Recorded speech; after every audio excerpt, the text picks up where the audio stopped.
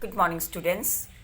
Today's topic is the continuation of chapter number 5, Industries from Geography.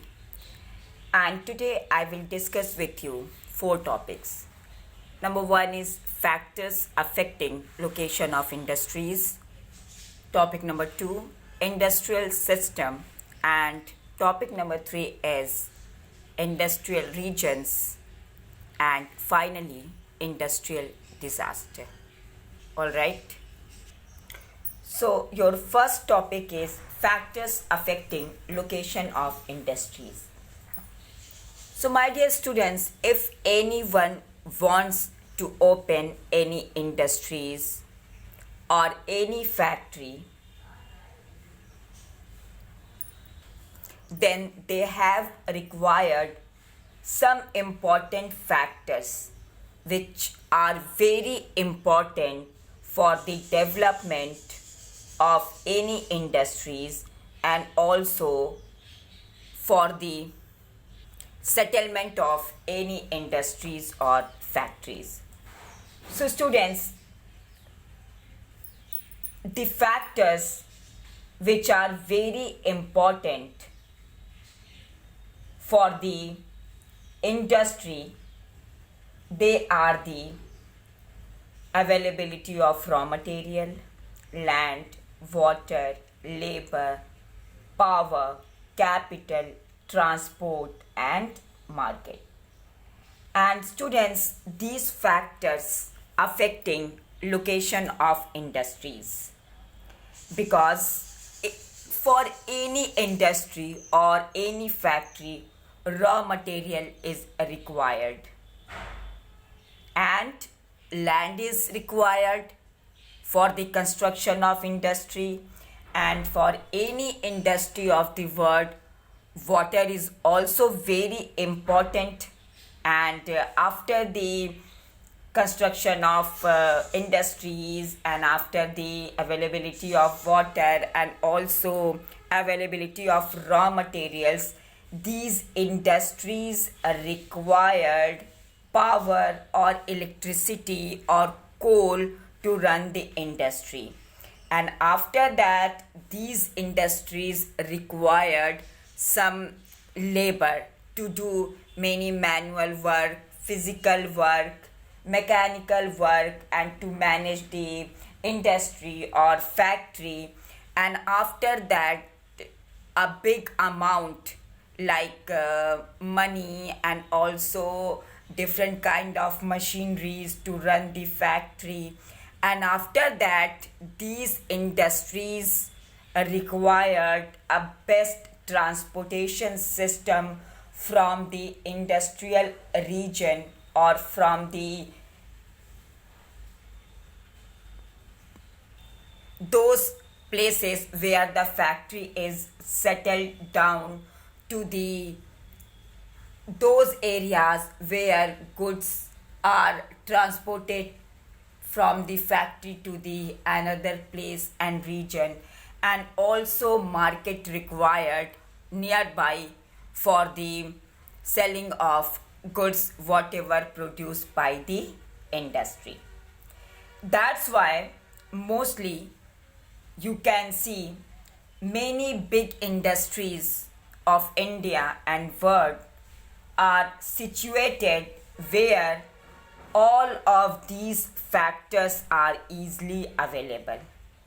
Okay, and you can take example of Delhi, Mumbai, Chennai, Kolkata and Noida, and also many Pune. These are the industrial regions of India. So students, these industries are located there due to the availability of a very good transportation system and land and electricity supply and availability of raw material from the nearby area and the availability of cheap labor and also money they can arrange with the help of different government policy, and they can take loans from the banks, etc. And for the reason that is closeness of the market in nearby regions. All right. And students, I think you know very well that sometimes government also provides some basic facilities to industry and also for the industrial development, like subsidized power or low cost electricity and lower transportation system and very good infrastructure. It means a good railways and the network of roadways from one region to another region. And mostly government wants to open industries in those areas where the area is not developed or any village or any region is backward. So for the starting of any industry, all these factors are essential and required. And if in some of these any factor or anything is not available over there, then government provides for the development of that industries in those regions. So in this way, government can develop industry also, and also very helpful to develop those backward regions of the country. And you know very well that industrialization is very important for the development of country also. All right. So students, mostly industries are open or constructed or settled by the government or owners in those areas where all the facilities of transport, land, power, raw material, labor, capital and markets are available over there. All right. After that, your next topic is industrial system. So students, you know very well that each and everything works in a system. It means we cannot produce, we cannot develop anything without any system. Okay, like for example, if you will take an example of your school, then your school is runs or working in a system. Like first of all, you have to do prayer, and after that you have to read and learn and attain first period, and after that second period. So this is a kind of system. And if there will be no any system in your school, like after coming school, second period start, and after that then prayer, and after that then seventh period will run. So this is not a order, this is not a system, and without system anything cannot run smoothly. That's why everything thing is going on in a kind of system. And industry or any industries of the world also works and run in a system. Okay, so industrial system related to the inputs, it means using of raw materials, and after that processes, it means like if any flour mill is running, so in that system first of all raw material is required, and after the using raw material or after using wheat as a raw material, and after the processing of wheat to change into a flour, it is a processing, and after that we will get output in the form of flour. So every industry is working in a system. First of all, industrial system related to the inputs, processes and outputs. And as I told you above that, inputs are the raw materials and labor and cost of land, transport, power and other infrastructure. These are the inputs. It means any industries required as an input: raw material, labor, cost of land, transport, power or electricity and other infrastructure. And the process of industrial system is related to the wide range of activities which is responsible to convert or to change raw material into any finished products or items. And finally, you know very well that after using inputs and after doing processing, whatever we are getting or anyone is getting or industries produced output, that is the end product or final good. And after the selling of that final good, anyone can earn money from it.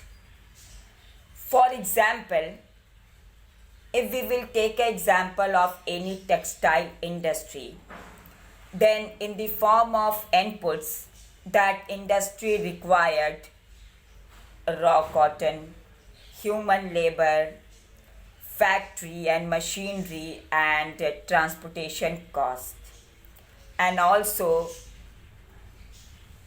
as a process, things are changing into ginning, spinning, weaving, dyeing and printing. And finally, after the using all these above inputs and processing, when we will get output in the form of shirt. So shirt is an end product and final product. So now on the basis of above example, you can understand that everything and industry also working in a system. It's mean a step by step, one by one. This is a system. And in industrial system, inputs, processing and output is a system of industry. Okay.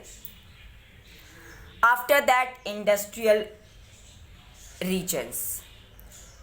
So in this topic, I will discuss with you that in India and in all over the world, a number of industries located very close to each other for the sharing of the benefits of the availability of factors whatever required by the industry, and also to sell their material and also for the purchasing of any material from any industry. Because in my previous explanation, as I told you that some industries which are called or known as small industry or cottage industry, providing their final products as a raw materials to the big and heavy industries of the world. That's why most of the industries are very closely located with each other. All right. So, major industrial regions of the world are Northeastern America. And students, this topic you can understand with the help of figure 5.4, which is printed on page number 53. Okay. So, Northeastern America and Western and Central Europe, Eastern Europe and Eastern Asia. Okay, so on the basis of word map, you can understand the light cream color showing the industrial belt of the whole world.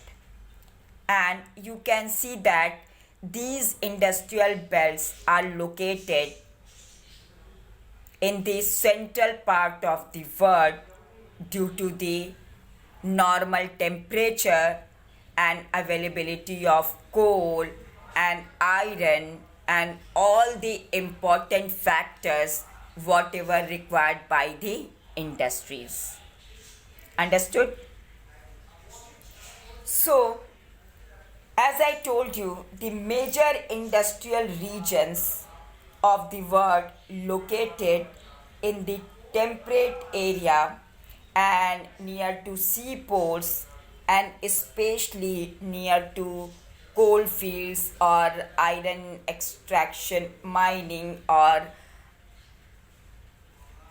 around those places where all raw materials are available to complete the needs and requirement of the industry.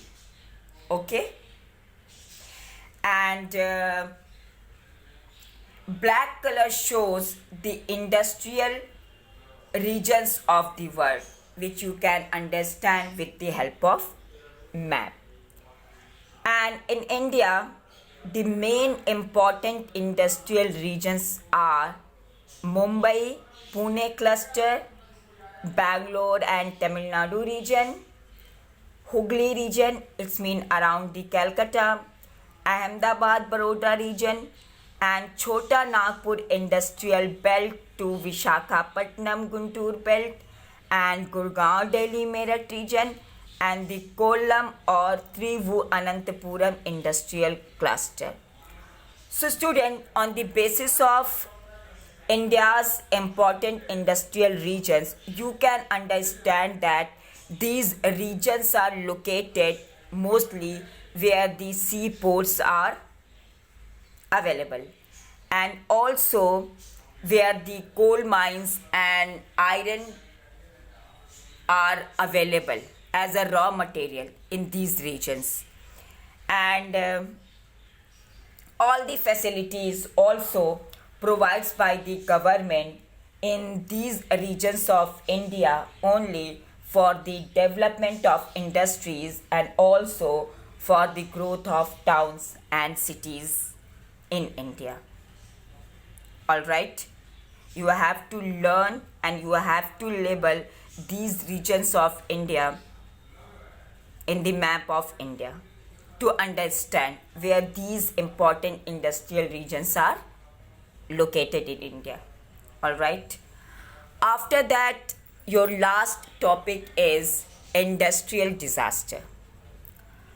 So my dear students, you know very well that where industries are located, there sometime we have seen and we have heard about the industrial disaster due to the some carelessness or due to the any problem in industry.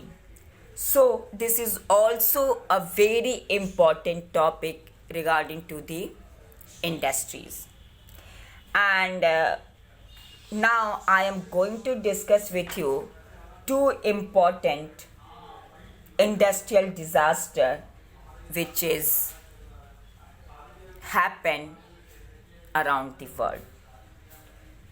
So in industries, sometime accident and disaster mainly occur due to the some technical failure and also carelessness of handling hazardous or dangerous materials in industries. So case number 1 is related to the Bhopal. So in Bhopal on 3 December 1984 around 12:30 am a industrial disaster occurred and it was a kind of technological accident in which highly poisonous methyl isocyanate or MIC gas along with hydrogen cyanide and other reaction products leaked out of the pesticide factory of Union Carbide, and that recorded due to the leakage of that poisonous MIC gas along with hydrogen cyanide and other reaction recorded 3,598 in 1989, and thousands of people who survived